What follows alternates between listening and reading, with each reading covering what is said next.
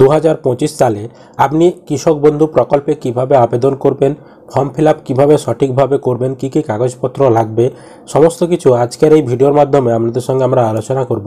তার আগে ছোট্ট একটি অনুরোধ, চ্যানেলে নতুন হলে চ্যানেলটিকে সাবস্ক্রাইব করবেন, বন্ধুদেরকে ভিডিওটি শেয়ার করে দিতে ভুলবেন না। ভিডিও ভালো লাগলে অবশ্যই একটি লাইক করবেন। তো উপরে দেখতে পাচ্ছেন ফর্মে লেখা থাকবে পশ্চিমবঙ্গ সরকার কৃষি বিভাগ কৃষক বন্ধু নতুন প্রকল্পে নাম নথিভুক্তকরণের আবেদনপত্র দিয়ে আবেদনপত্র নম্বর অফিস ব্যবহারের জন্য এখানে আপনাকে কোনো কিছু লেখার দরকার নেই। আর এখানে ডান দিকে স্ট্যাম্প সাইজ ফটো, এখানে একটা রঙিন আপনি ছবি চিটিয়ে দিবেন, যে কৃষকটি আবেদন করছে সেই কৃষকের ছবি চিটাতে হবে। তারপর ব্যক্তিগত তথ্য, নাম বড় হাতের ইংরাজিতে, এখানে আপনার নামটা ইংরাজিতে লিখতে হবে বড় হাতের, ছোট হাতের লেখা চলবে না, বড় হাতের লিখতে হবে।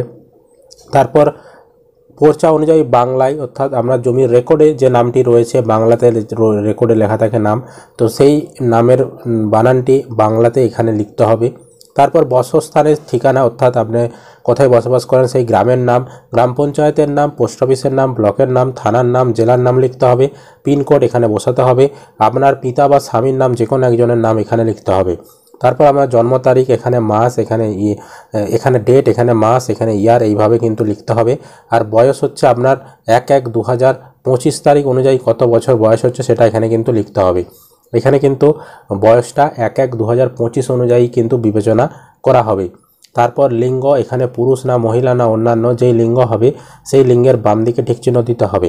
তারপর শ্রেণী, এখানে সাধারণ না তপশিলি জাতি না তপশিলি উপজাতি না অনগ্রসর শ্রেণী, যেই শ্রেণী হবেন সেই শ্রেণীর বাম দিকের ঘরে ঠিক চিহ্ন দেবেন। কৃষকের ধরন, আমরা নিজের নামে জমি থাকলে মালিকে ঠিক দেবেন, বর্গাদার হলে বর্গাদারে ঠিক দেবেন, পাট্টাদার হলে মানে পাট্টা জমি হলে পাট্টাদারে ঠিক দেবেন। তারপর মোবাইল নাম্বার এখানে দেবেন, ব্যাঙ্ক অ্যাকাউন্ট বা আধারের সঙ্গে যে মোবাইল নাম্বার লিঙ্ক রয়েছে সেই মোবাইল নম্বরটি দেওয়ার চেষ্টা করবেন। আর অন্য কোনো মোবাইল নাম্বার থাকলে বিকল্প মোবাইল নম্বরের ঘরে সেই মোবাইল নম্বরটি লিখে দিবেন। আধার কার্ডের নাম্বার এখানে দিতে হবে, ভোটার কার্ডের নাম্বার এখানে দিতে হবে। তারপর কৃষি জমির তথ্য, আপনার জমির তথ্য এবার এখানে দিতে হবে। তো এখানে প্রথমে ক্রমিক নাম্বার 1 দিবেন, আপনার জমিটি কোন জেলায় জেলার নাম লিখবেন, কোন ব্লকে রয়েছে ব্লকের নাম, মৌজার নাম্বার লিখবেন, জের নাম্বারটা লিখবেন, খতিয়ান নম্বরটা লিখবেন, আর চাষযোগ্য জমির পরিমাণ একরে কতটা জমি সেটা এখানে লিখবেন। এইভাবে আপনার যদি অনেকগুলি জমি থেকে থাকে অনেক মৌজায়, সেগুলো 2, 3 করে করে এইভাবে নিচে নিচে যোগ করবেন, দিয়ে মোট কত জমি হচ্ছে সেটা একরে এখানে লিখে দিবেন। তারপর ব্যাংকের তথ্য, এখানে ব্যাংক অ্যাকাউন্ট অনুযায়ী নাম, ব্যাংকের অ্যাকাউন্টে আপনার যেই নামটি রয়েছে পাসবইয়ে সেই নামটি এখানে আপনি লিখবেন। তারপর অ্যাকাউন্ট নম্বর এখানে দেবেন, আইএফএসসি কোড এখানে দেবেন, ব্যাংকের নাম এখানে লিখবেন, মানে কোন ব্যাংক, এসবিআই না ইউকো না পাঞ্জাব ন্যাশনাল সেটা লিখবেন, ব্রাঞ্চের নাম এখানে লিখবেন, অ্যাকাউন্টের ধরন সেভিংস না কারেন্ট অ্যাকাউন্ট যেটি হবে তার বাম দিকের ঘরে ঠিক চিহ্ন দেবেন। তারপর ব্যাংকের সংযুক্ত নথি, ব্যাংকের পাসবই, ফটোসহ বা বাতিল চেক, এই চেকবক্সে ঠিক চিহ্ন দেবেন। তারপর মনোনীত ব্যক্তির তথ্য, নমিনি, এখানে আপনার নমিনি কাকে রাখতে চাইছেন তার নাম লিখবেন, তা আপনার সঙ্গে তার কি সম্পর্ক, যে কৃষকটি আবেদন করছে নমিনি তার ছেলেকে না তার স্ত্রীকে যাকে রাখছে সেই সম্পর্কটা এখানে লিখতে হবে। তারপর যাকে নমিনি রেখেছে তার বাবার নাম বা তার স্বামীর নাম কি যে কোনো একজনের নাম লিখতে হবে, যাকে নমিনি রেখেছে তার জন্ম তারিখ এখানে লিখতে হবে, তার বয়স কত এখানে লিখতে হবে। আর নমিনির অভিভাবকের নাম, নমিনির বয়স যদি 18 বছরের নিচে হয় তাহলে নমিনির অভিভাবকের নাম এই ঘরে লিখতে হবে, 18 বছরের বেশি হলে নমিনির অভিভাবকের নাম লেখার দরকার নেই। তারপর আমি এত দ্বারা অঙ্গীকার করছি যে আমি অন্য কোনো জায়গায় কৃষক বন্ধু প্রকল্পে নথিভুক্তকরণের আবেদন করিনি। উপরোক্ত কৃষি জমি আমি দিয়ে ড্যাশের উত্তরাধিকার বা ক্রয় বা উপহার বা দান অন্যান্য সূত্রে পেয়েছি।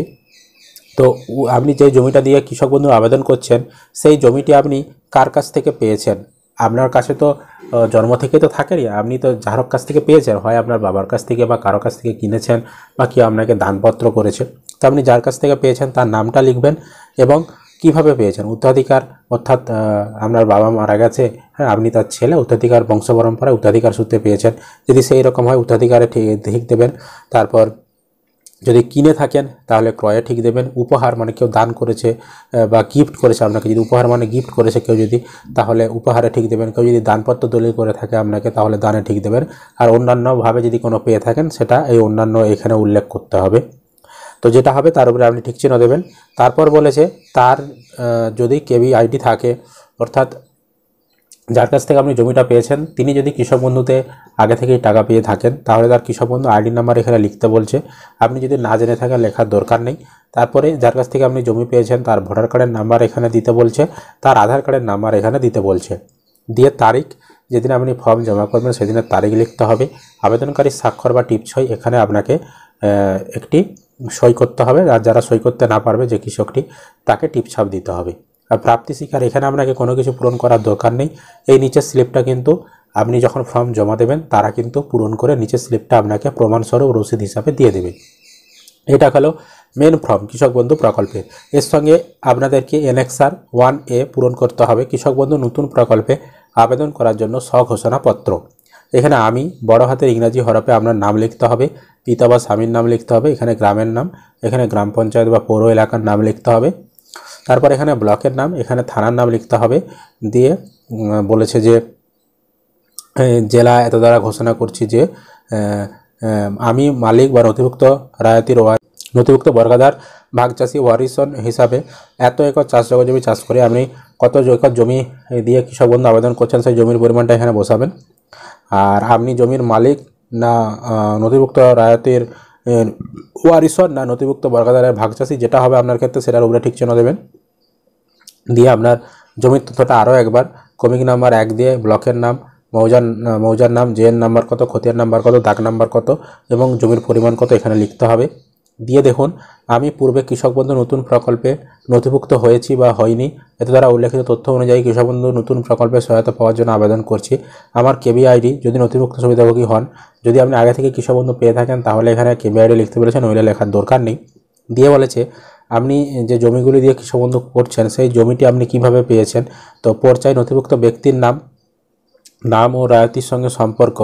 তো আপনার ক্ষেত্রে যদি এই পর্যায়ের নথিভুক্ত ব্যক্তির নাম উল্লেখ থাকে মানে জমি রেকর্ডে, তো তাহলে এই চেকবক্সে টিক চিহ্ন দিতে হবে এবং নাম আর রায়তির সঙ্গে সম্পর্ক কি সেটা এখানে উল্লেখ করতে বলেছে। আর বর্গা যদি রেকর্ড দিয়ে আবেদন করেন তাহলে 2 নম্বর ঘরে ঠিক চিহ্ন দিতে হবে। বর্গা রেকর্ড নথিভুক্ত ব্যক্তির নাম কি রয়েছে সেই নামটা এখানে লিখতে হবে, আর খতিয়ান নাম্বার কত এখানে লিখতে হবে। আর যদি দলিল দিয়ে আপনি আবেদন করেন তাহলে এখানে দলিলের নাম্বার লিখতে হবে, আর এখানে দলিলের জেরক্স কপি জমা দিতে হবে। তারপর মিউটেশন সার্টিফিকেট দিয়ে আবেদন করলে এখানে ঠিক দিতে হবে। মিউটেশন সার্টিফিকেটের জন্য আবেদনপত্রের রসিদ যদি থাকে সেটা দিয়ে আবেদন করেন তাহলে এখানে ঠিক চিহ্ন দিতে হবে। পাট্টা দিয়ে আবেদন করলে কৃষি জমির এখানে ঠিক দিতে হবে। বন বিভাগের পাট্টা কৃষিকাজের জন্য সেটা দিয়ে আবেদন করলে এখানে ঠিক দিতে হবে। অন্যান্য নথি দিয়ে আবেদন করলে এখানে ঠিক দিতে হবে। দিয়ে তার বিবরণ দিতে বলেছে। তারপরে দেখুন এখানে আবারও একটা ঘোষণাপত্র রয়েছে, এখানে একটু ভালোভাবে পড়ে নেবেন। দিয়ে আপনার স্থানের নাম, এখানে তারিখ উল্লেখ করবেন, আবেদনকারীর সই এখানে আপনাকে সই করতে হবে, আর আপনার মোবাইল নাম্বারটা এখানে লিখতে হবে।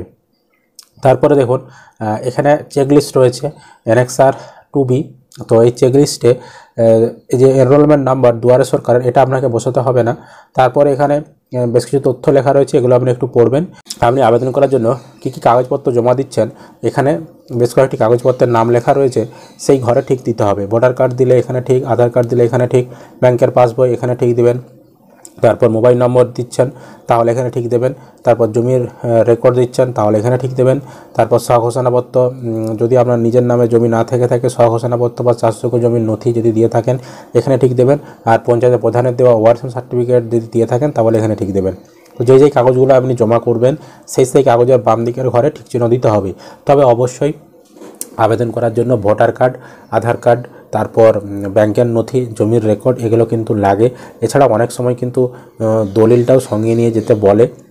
দলিলের প্রথমের কিছু পাতা আপনাদেরকে জেরক্স করেও জমা দিতে বলে, হ্যাঁ অনেক সময় দেখেছি আমরা। তারপরে দেখুন নিচে আবেদনপত্র গ্রহণকারীর স্বাক্ষর, যারা গ্রহণ করবে তারা সই করবে, এখানে আপনাকে কোনো কিছু পূরণ করতে হচ্ছে না। তারপর এই যে সংযোজনী ক, এটা আপনার জন্য নয়, এটা আপনাকে পূরণ করতে হচ্ছে না। দিয়ে দেখুন এবার আরও একটা রয়েছে, এখানে দেখাচ্ছি যে নতুন প্রকল্পে প্রদেয় স্বঘোষণাপত্র, কৃষক বন্ধু নতুন প্রকল্পে নতুন নথিভুক্তকরণের ক্ষেত্রে প্রদেয় ঘোষণাপত্র। এখানে আপনার নাম লিখতে হবে, এখানে আপনার বাবা বা স্বামীর নাম যে কোনো একজনের নাম লিখতে হবে।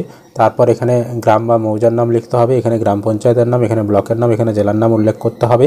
দিয়ে বলেছে এত দ্বারা ঘোষণা করছি যে আপনি নিম্নলিখিত তালিকাভুক্ত জমি দিয়ে ড্যাশের থেকে কার কাছ থেকে আপনি পেয়েছেন জমিটা সেটা উল্লেখ করবেন। তার ভোটার কার্ডের নাম্বারটা এখানে উল্লেখ করবেন। তারপর তিনি যদি আগে থেকে কৃষক বন্ধু পেয়ে থাকেন কৃষক বন্ধু আইডি নাম্বার এখানে দেবেন, না জানা থাকলে লেখার দরকার নেই। এবং জমির তালিকা এখানে উল্লেখ করতে বলেছে, খতিয়ান নাম্বার দেবেন, জমিটার যে মৌজা নাম্বার সেটা উল্লেখ করবেন। দিয়ে ক্রমিক নাম্বার 1 2 করে জমির দাগ নাম্বারগুলো এখানে দেবেন আর জমির পরিমাণটা একরে কত সেটা উল্লেখ করবেন। দিয়ে নিচে এখানে আবেদনকারী স্বাক্ষর, যিনি আবেদন করছেন তাকে একটি সই করতে হবে। এইভাবে কিন্তু আপনারা যখন ফর্ম পূরণ করবেন দুয়ারে সরকার ক্যাম্প থেকে বা কৃষি অফিসে গিয়ে আপনাদেরকে কিন্তু এরকম বেশ কয়েকটি ফর্ম দেওয়া হবে মেন ফর্মের সাথে। তো সেই সমস্ত ফর্মগুলি আপনাদেরকে পূরণ করতে হবে। পূরণ করার পর আপনারা কিন্তু তার সঙ্গে প্রয়োজনীয় কাগজপত্র জমা করবেন। সেটা দুয়ারে সরকার ক্যাম্পেও করতে পারেন বা কৃষি অফিসেও করতে পারেন। তো বর্তমানে 24 তারিখ থেকে ফেব্রুয়ারি পর্যন্ত দুয়ারে সরকার ক্যাম্প হবে।